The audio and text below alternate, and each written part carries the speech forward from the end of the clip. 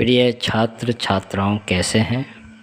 मैं डॉक्टर धर्मेंद्र कुमार राम, सहायक प्राचार्य इतिहास लक्ष्मी नारायण, रामेश्वर संस्कृत महाविद्यालय, जयदेव पट्टी, दरभंगा।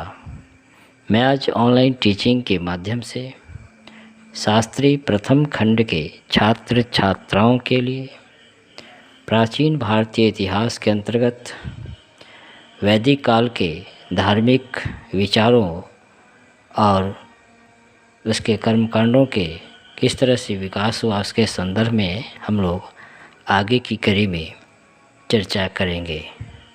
बच्चों, हम लोग इससे पूर्व के क्लास में वैदिक काल के धार्मिक विचारों के अंतर्गत हम लोगों ने यह समझने का प्रयास किया कि वैदिक काल को धार्मिक और कर्मकांडीय विशेषता के आधार पर अध्ययन की सुविधा की दृष्टि से दो भागों में बांटा गया, ऋग्वैदिक काल और उत्तर वैदिक काल। जहाँ ऋग्वैदिक काल 1500 ईसा पूर्व से लेकर 1000 ईसा पूर्व तक माना जाता है, वहीं उत्तर वैदिक काल 1000 ईसा पूर्व से 600 ईसा पूर्व माना जाता है। जहाँ ऋग्वेद में जिस प्रकार से देवताओं और देवियों का अंकन हुआ है, इससे यह पता चलता है कि आर्य प्रकृति पूजक और बहुदेववादी थे। वे प्रकृति की जिन शक्तियों को समझ नहीं पाते, उनमें दैवी शक्ति आरोपित कर उनकी उपासना करते थे। ऋग्वैदिक काल में लोग इंद्र, वरुण, मित्र, अग्नि, विष्णु, मरुत, वायु, रुद्र, सूर्य इत्यादि सभी देवताओं का संबंध प्राकृतिक शक्तियों से मानते हुए इनकी आराधना पूजा किया करता था। जैसा कि हम लोग चर्चा कर चुके थे पिछले क्लास में कि ऋग्वेद में 33 देवताओं के बारे में उल्लेख है। इसके अलावा भूत, प्रेत, राक्षस, अप्सरा, पिशाच इत्यादि का उल्लेख मिलता है। वहीं देवियों में अदिति और उषा प्रमुख रूप से मानी जाती थी और इस समय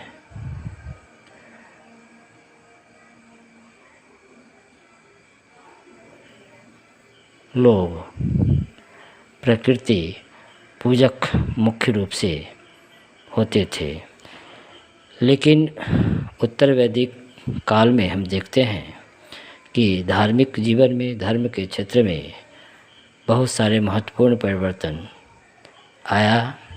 अब देवताओं को प्रसन्न करने के लिए उत्तर वैदिक काल में लोग स्तुति पाठ की अपेक्षा मंत्रोच्चारण सहित यज्ञ करने पर विशेष बल दिया जाने लगा। अर्थात उत्तर वैदिक काल में यज्ञ की परिपाटी विशेष रूप से प्रारंभ हुआ, जिससे ब्राह्मणों के महत्व में वृद्धि हुई। साथ ही इन यज्ञों में बड़े पैमाने पर पशुओं की बलि दी जाती थी, जिससे पशु संख्या में निरंतर कमी आती गई।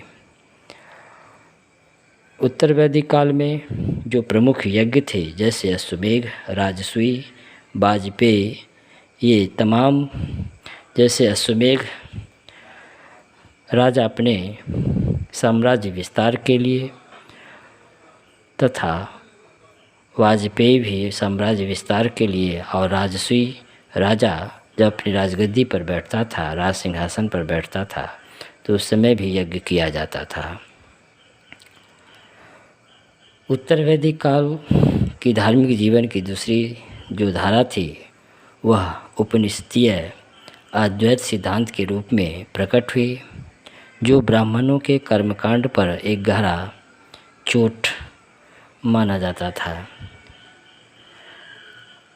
यद्यपि उसके चिन्ह ऋग्वेद में भी तलाशे जा सकते हैं, जहाँ वेदों की आराधना करने वाले को स्वार्थी पुरोहितों के रूप में वर्णित किया गया है। उपनिषदीय विचारकों ने यज्ञ इत्यादि को अनुष्ठानों को ऐसी कमज़ोर नौका बताया जिसके द्वारा भवसागर पार नहीं किया जा सकता था। उन्होंने इस उद्देश्य की पूर्ति हेतु ज्ञान मार्ग का प्रतिपादन किया और यह मत ब्रह्म व आत्म के मध्य अद्वैत भाव का अनुभव कराता है। इस प्रकार यह कहा जा सकता है कि वैदिक युग का धार्मिक जीवन कबीलों की आवश्यकता अनुसार तथा प्राकृतिक शक्तियों द्वारा संचालित होता था और आवश्यकता अनुसार ही देवी देवताओं की महत्ता घटाई बढ़ाई जाती थी। धर्म के प्रभाव को व्यापक बनने में ब्राह्मण वर्ग का विशेष हाथ था, जो अनुत्पादक अनप्रोडक्टिव होने के कारण विशेषाधिकार वह खोना नहीं चाहता था। तो बच्चों, आज हम लोग वैदिक युग के धार्मिक विचारों के अंतर्गत उत्तर वैदिक काल में धार्मिक लोगों के धार्मिक जीवन में किस तरह से परिवर्तन आया, उसके संदर्भ में हम लोग चर्चा की, जिसके अंतर्गत हम लोगों ने पाया कि ऋग्वैदिक काल में जहाँ स्तुति पाठ होती थी, अब उत्तर वैदिक काल में मंत्र उच्चारण सहित यज्ञ पर विशेष बल दिया जाने लगा। और हम लोग यह जानकारी प्राप्त की कि अश्वमेध, राजसूय, वाजपेयी इत्यादि प्रमुख यज्ञ होने लगे। यज्ञ के कारण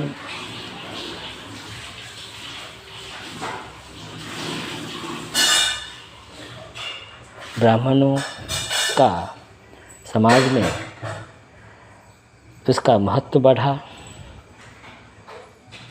लेकिन यज्ञ में विभिन्न प्रकार के यज्ञ में पशु बलि दिए जाने के कारण पशुओं की संख्या में निरंतर कमी होती गई। तो बच्चों, आज हम लोग वैदिक युग के धार्मिक विचारों के संदर्भ में चर्चा की। धन्यवाद।